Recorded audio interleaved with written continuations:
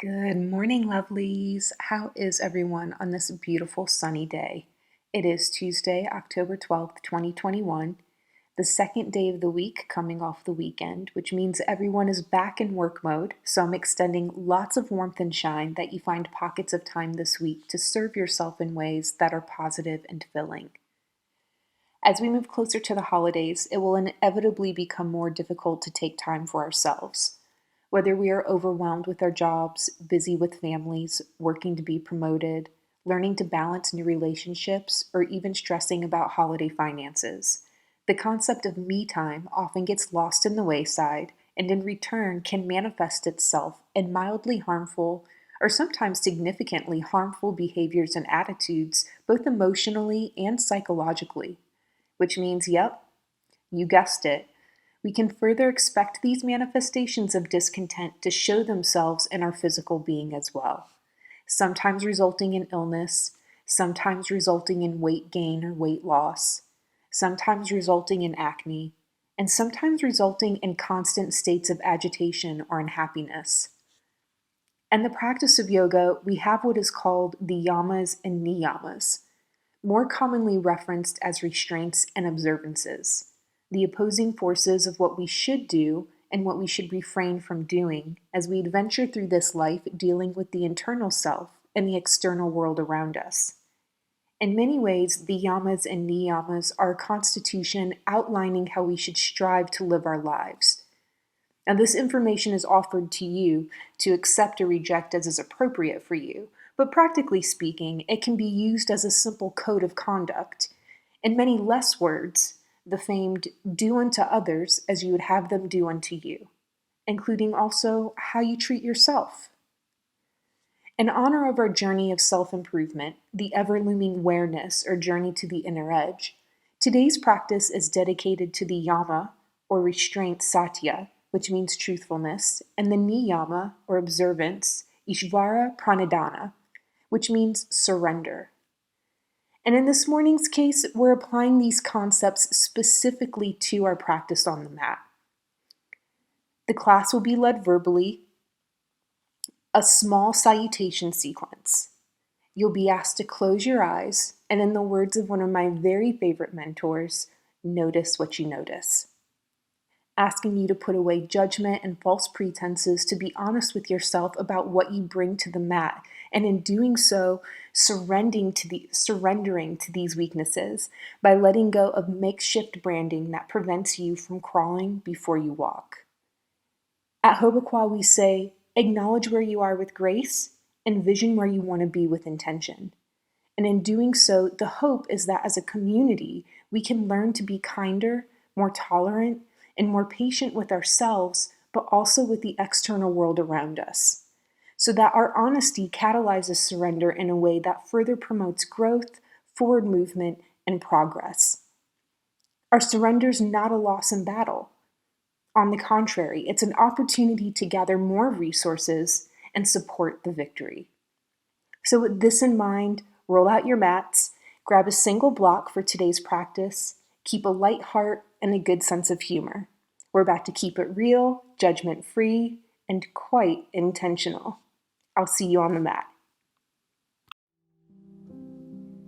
When you're ready, step to the top of the mat, taking one of your blocks and placing it between the thighs, maybe about 1 inch above the knee. Allowing the legs to extend directly from the hips, grounding through the earth with a slight bend in the knees. Inner thighs should be engaged so as to hold the block in place. And you should begin to feel a stability through the hips, maybe even through the torso. If you're tight in the muscles or lack a lot of flexibility, you may feel a little tense. That's okay, as long as you're in no pain and you're not feeling that you're working toward an injury.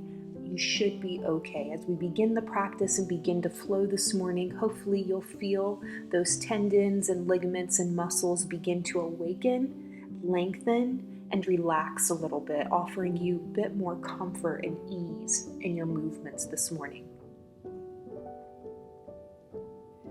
Drawing your awareness to the torso, ensuring that there's no arch in the lower back. A lot of times in yoga practices, you'll hear the instructors direct you to tuck the tailbone under in toward the belly button, or pressing the belly button in toward the lower spine. What you're looking for is to engage the torso with a neutral spine. So there should be no over flexing.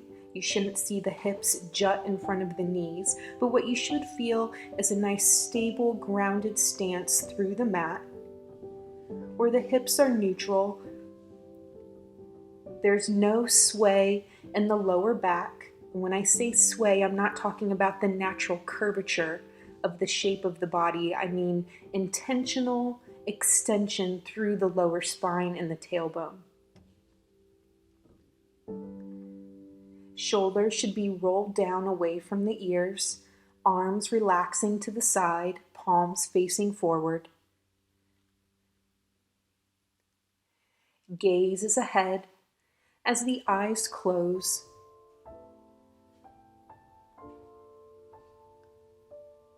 Drawing awareness to how you feel.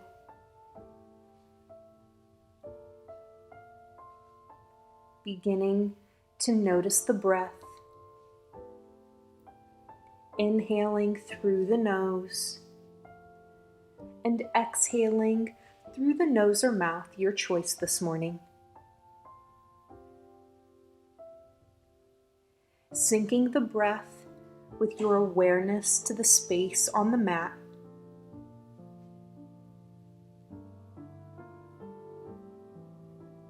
Allowing the breath to undertone your notice of how you feel. The position of the hips, slight bend in the knees, the engagement of the quadriceps as you lift out of the hips, standing tall. Shoulders relaxed, rolled down away from the ears, broad across the chest. Spine is neutral as you elongate, standing tall through the top of the skull.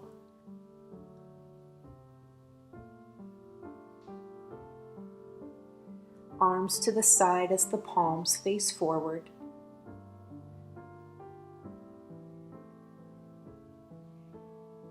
Listening to the breath. Slowly inhaling and slowly exhaling. Mindful to apply the 3-part Dirga breathing.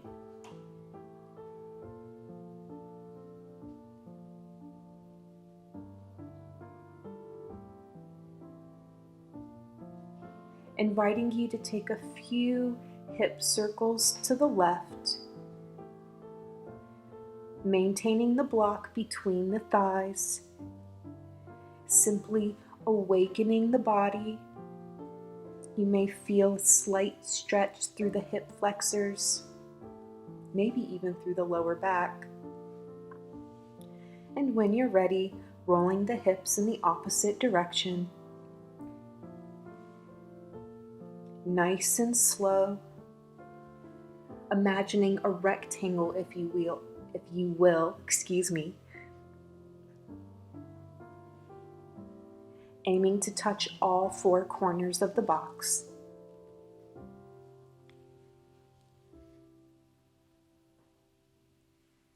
And when you're ready, returning to a neutral spine, regrounding through the earth.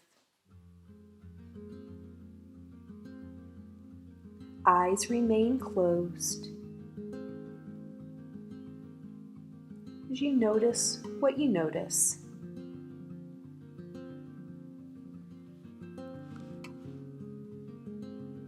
Setting an intention. and drawing an awareness to the breath.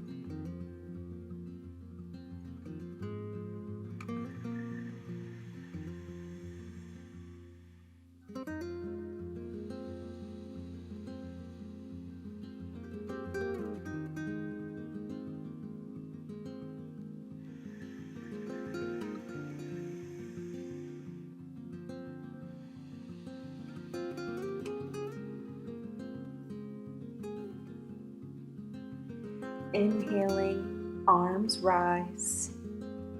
Indudalasana, standing crescent. Allowing the right hand to clasp the left wrist, laterally flexing to the right. Feeling the elongation of the side body. You feel the stretch through the fascia, along the hips, into the obliques, the transverse abdominis, the intercostals, the tricep, the ulna side of the forearm, through the pinky, through the fingertips. Slowly rolling the shoulder away from the ears. Flexing only as far as is comfortable.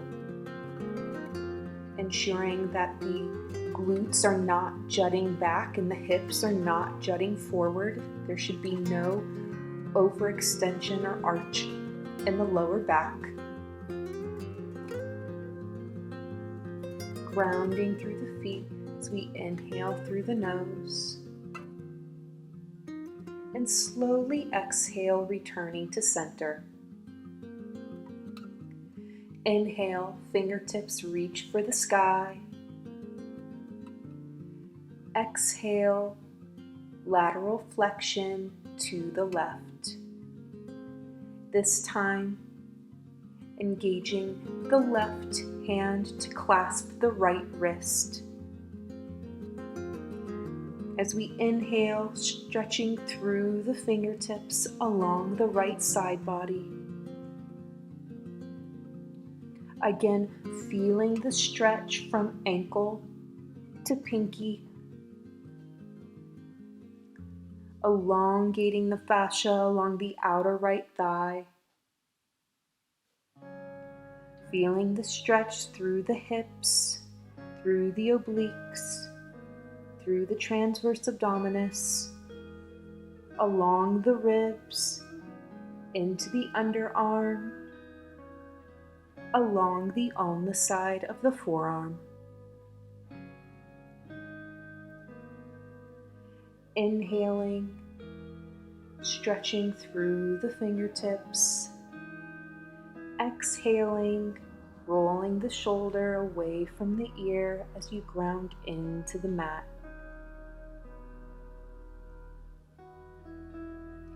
Inhaling, stretching through the fingertips. And exhale, return to center. Inhale, fingertips reach for the sky.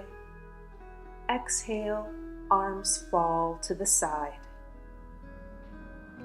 Inhale, Indudalasana. Exhale, flex to the right. Inhale, reaching through the left fingertips. Exhale, return to center. Inhale, fingertips reach for the sky. Exhale, flex to the left. Inhale, extending through the right fingertips. Exhale, return to center.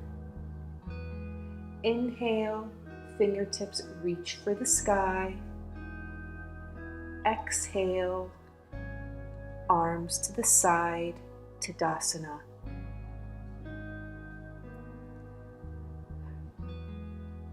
Pausing for a moment to draw awareness to the breath. Checking in with the body. Are the inner thighs remaining engaged? Is the block safely between the thighs? Feet grounded through the mat, slight bend in the knees, neutral spine, tailbone tucks under. Shoulders roll away from the ears as the arms relaxedly weight to the side, palms facing forward. Gaze ahead as the eyes are closed.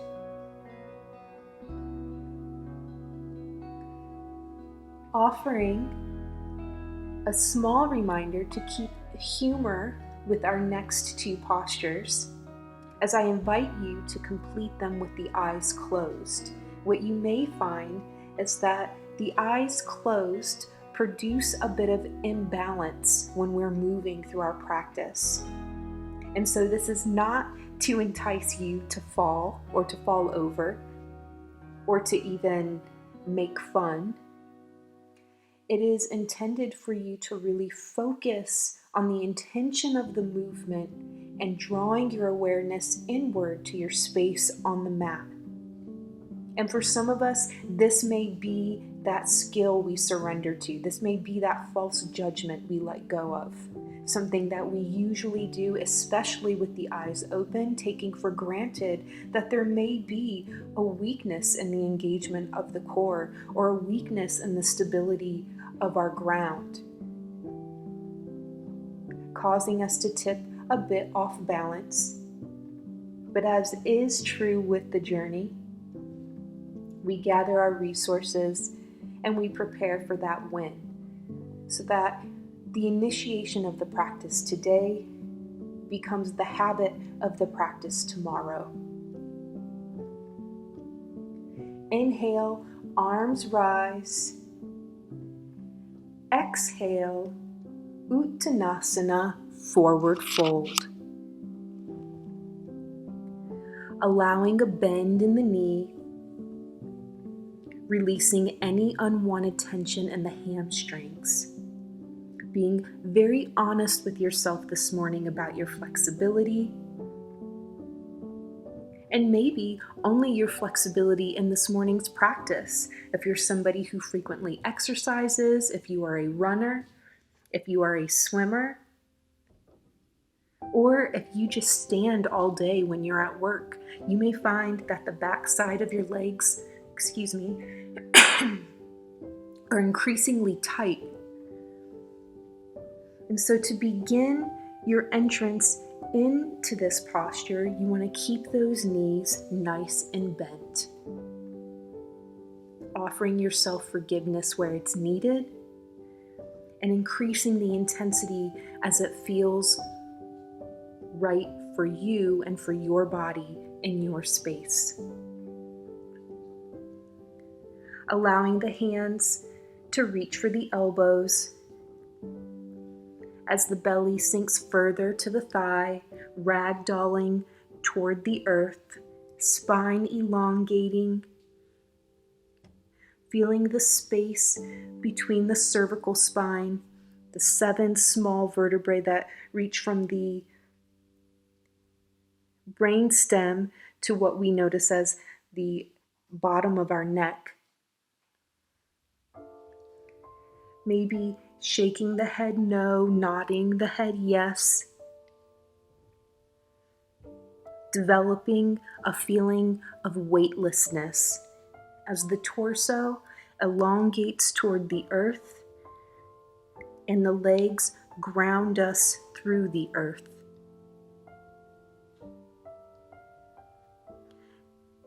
Taking small neck circles to the right, small neck circles to the left, and slowly releasing the hands to the earth. As you inhale, bending through the knees, slowly rolling up the spine, vertebra by vertebra, arms rise overhead.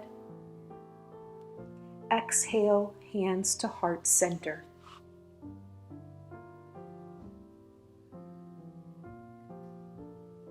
Inhale, arms rise. Exhale, Uttanasana, forward fold. Inviting a bit less bend in the knees if it's in your practice, increasing the intensity of the stretch through the hamstrings, along the back of the knee into the calf, possibly even through the ankle or that Achilles tendon.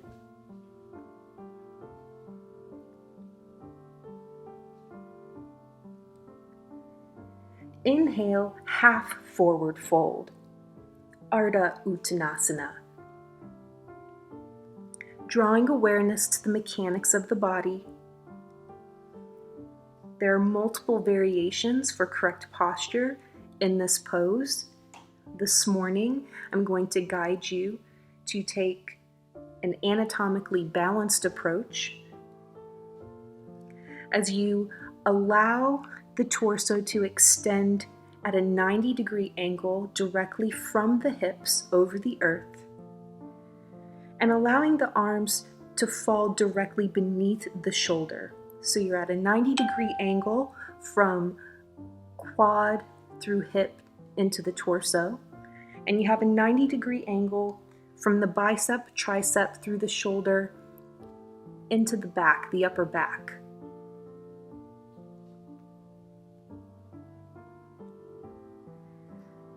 And then lifting through that half forward fold, the fingertips lightly graze the ground.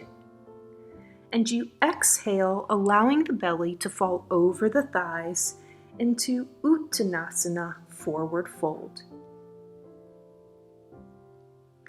Inhale, rise to half forward fold. Exhale, belly to thighs. Feeling the movement through the hips. Inner thighs engaged as that block remains stable. Feet remain grounded through the earth. And torso is engaged. So the movement is not overextending the lower back or in any way feeling lopsidedly heavy in any part of the shoulders, the belly, the chest.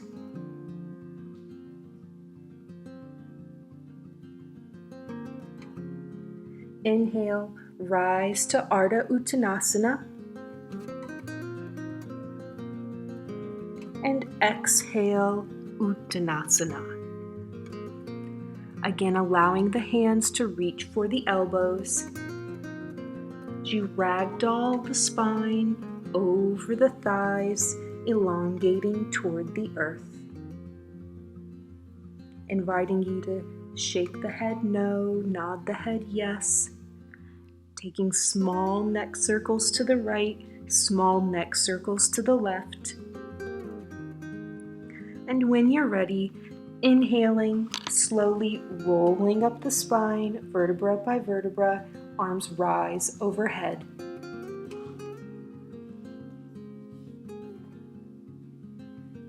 Exhaling, arms fall to the side. Inhale, arms rise overhead. Exhale, taking a slight back bend. So the biceps are next to the ears and the fingertips point at the angle between the wall and the ceiling behind you, or at the crease where the wall meets the ceiling behind you. not overextending through the lower lumbar, but just feeling the torso slightly beyond neutral, extending for the diagonal. And inhale, return to center, neutral spine. Exhale, arms fall to the side. Inhale, this time arms rise to a T position. So they're perfectly extended to the left and the right, toward the outer edges of the room.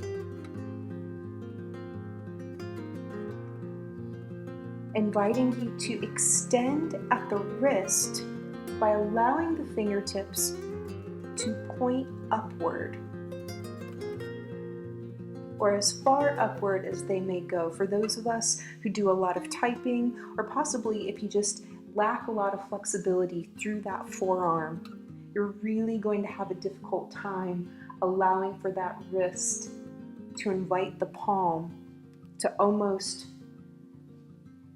press against the outer space toward the outside of the room. And that's okay. You do what is good for you and your space in your practice.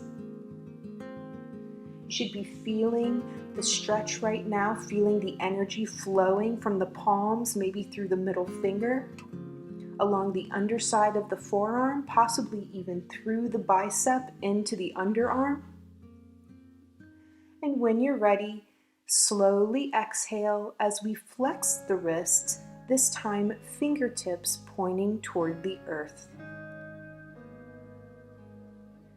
Again, not encouraging hyperflexibility, but if you do have a bit more flexibility through that forearm muscle, you may even find that the fingertips are able to point toward the body. And if that feels good for you this morning, go ahead and invite that intensity into your practice. If not, that's okay. Just allow those fingertips to point toward the floor, this time feeling that stretch through the top of the forearm into the bicep, possibly into the shoulder. Inhale, extending through the wrist, fingertips point toward the sky. Exhale, flexing through the wrists. Inhale, extend. Exhale, flex. This time inhaling, arms rise overhead. Exhale, slight back bend. Biceps by the ears. Inhale, fingertips reach for the sky. Exhale, hands to heart center. Taking it back to the top, as we follow our salutation sequence through 3 fluid flows. Inhaling, beginning in Tadasana. Exhaling, grounding through the feet. Inner thighs are engaged, block is in place.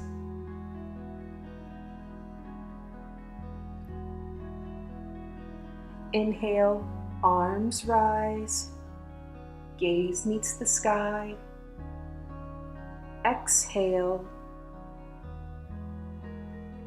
flex to the right, Indudalasana, standing crescent. Inhale, reaching through the fingertips. Exhale, return to center. Inhale, fingertips reach for the sky. Exhale, lateral flexion to the left. Inhale, reaching through the fingertips. Exhale, return to center. Inhale, fingertips reach for the sky. Exhale, Uttanasana, forward fold. Inhale, Ardha Uttanasana. Exhale, forward fold. Inhale, gently rolling up the spine, arms rise overhead. Exhale, hands to heart center.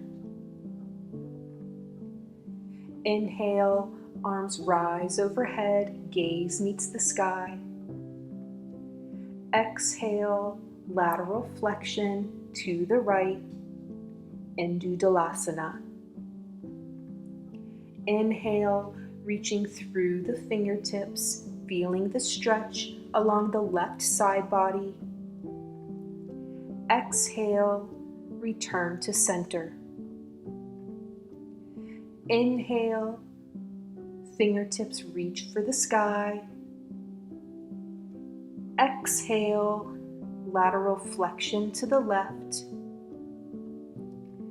Inhale, extend through the fingertips, feeling the stretch along the right side body. Exhale, return to center. Inhale, fingertips reach for the sky. Exhale, Uttanasana. Inhale, Ardha Uttanasana, half forward fold. Exhale, belly to thighs, elongating the spine through the top of the head toward the earth. Inhale, rolling up the spine, vertebra by vertebra, arms rise overhead. Exhale, hands to heart center.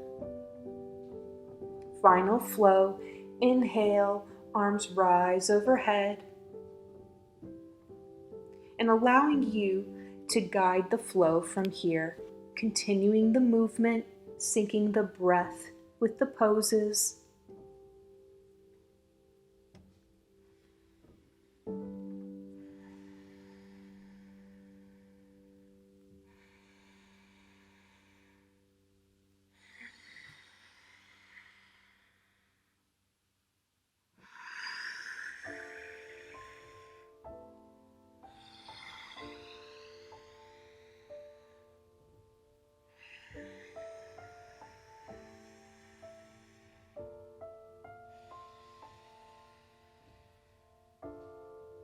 Resting in Tadasana when you're finished.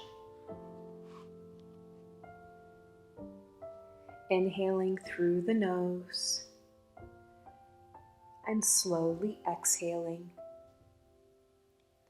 Falling into our final 3 postures of the practice. Inviting you to remove the block from between the thighs. Stepping the feet to the outer edges of the mat, toes facing out toward 10 and 2 o'clock. Inhale, arms rise overhead. Exhale, as we allow the knees to bend and glutes to drop into Malasana or garland pose, readjusting yourself in any way that feels comfortable, feeling a stretch here through the inner thigh, releasing any of that tension you may have built up as we grounded through the earth throughout the practice. Inviting you to use the block to support the sits bones. So for some of us, we may feel a lot of flexibility through those inner thighs and groin, which allows for us to sink those glutes probably almost to the earth. Triceps should be resting on the inner thigh. Hands should be at the heart. For those of us who lack that flexibility, it's perfectly okay, but you may find yourself in more of a squat. And if so, there's no issue. Simply use those blocks to support the sits bones so that way you're still releasing tension. You're taking work out of the posture by allowing the body an additional support. And then when you're ready, simply setting the block to the side or allowing the glutes to simply fall onto the mat. As we transition from a seated position into a supine position, allowing the body to extend from the bottom of the mat to the top,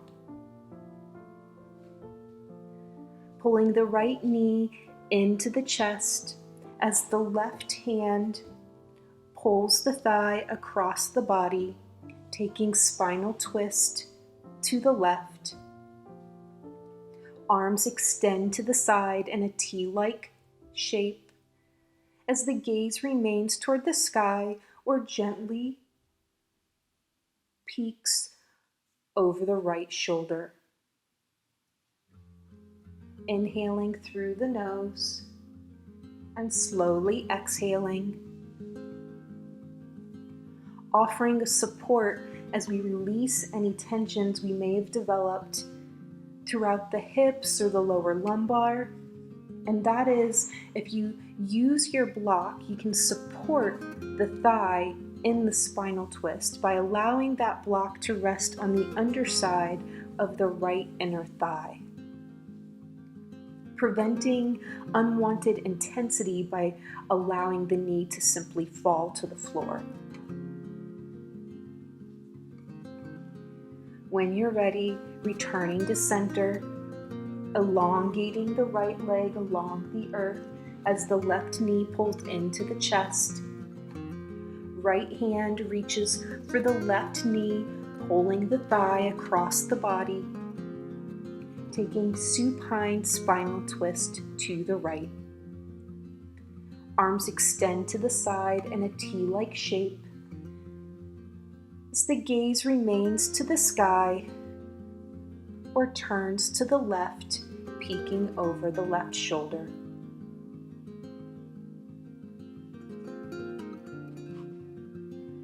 Inhaling through the nose and slowly exhaling.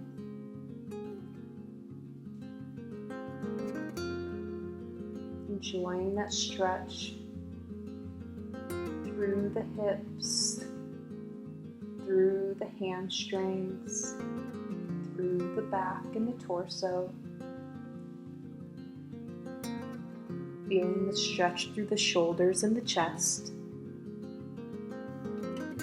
And when you're ready, returning to center, pulling both knees into the chest, allowing the palms to rest on the patella caps. So you gently massage the lower lumbar, engaging small circles to the right and small circles to the left. Again, going back to that rectangle we envisioned at the very beginning of class when we were doing hip circles. Only this time in the supine position, leading the circle through the knee, we envision that box and aim for all four corners, really feeling the padding of the lower lumbar against the earth and gently massaging any tensions or unwanted feelings. And when you're ready, elongating the legs along the mat, allowing the arms to gently fall to the side. Taking our final posture of today's practice, Shavasana.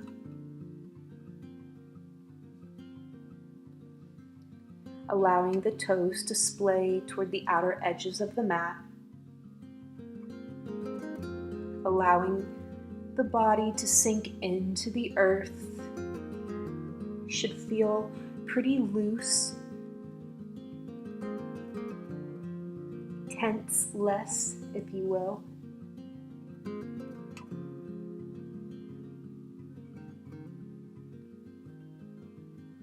Allowing the mind to go inward for these final few minutes of the practice as we reflect on the intention we set for this morning and reflect on the observances and restraints we brought into our practice this morning. The idea of truthfulness and the idea of surrender. Allowing the mind to reflect on how these opposing forces worked for you in your practice this morning.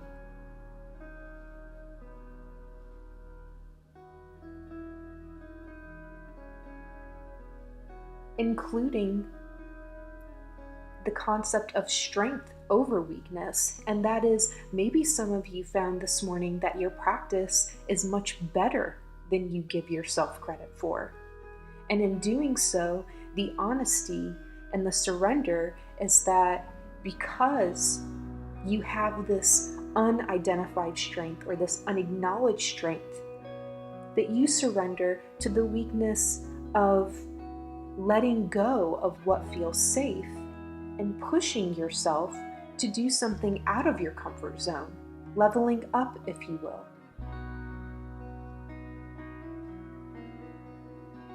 And for many of us, being able to relate these ideas not only to the mechanics of our postures and our poses, but also into other areas of our lives where they're best serving, best suited, and best identified.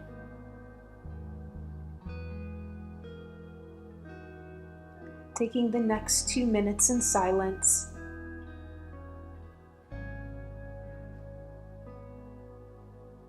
inhaling through the nose and slowly exhaling.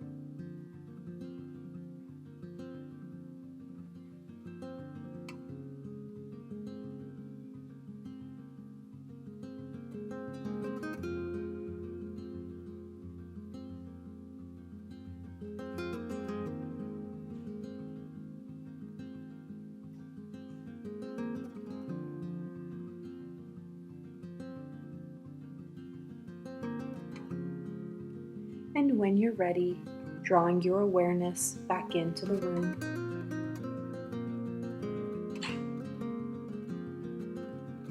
Wiggling the fingers, wiggling the toes, taking small ankle circles, small wrist circles.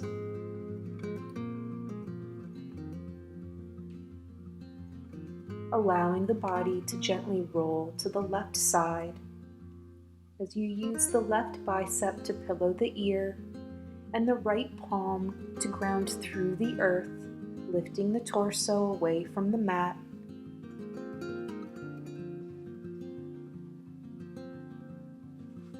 Returning to a seated position.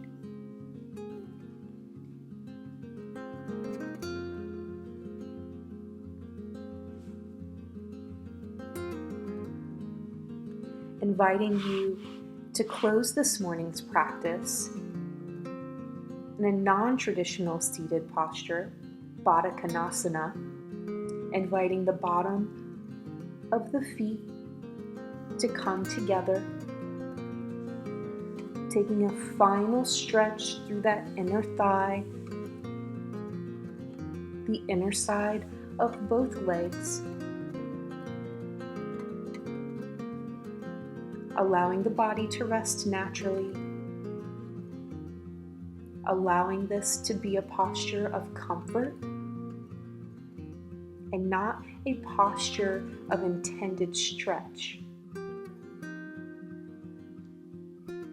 Rolling the shoulders away from the ears and allowing the hands to come to heart center. Inhaling through the nose and exhaling with a sigh through the mouth.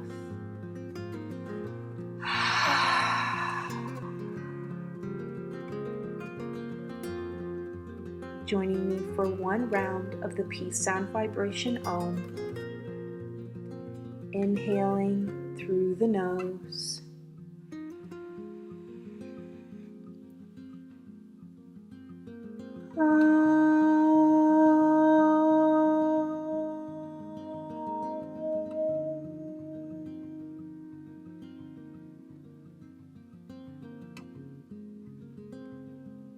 Offering kindness in words, kindness in thoughts, kindness in actions toward positive intentions.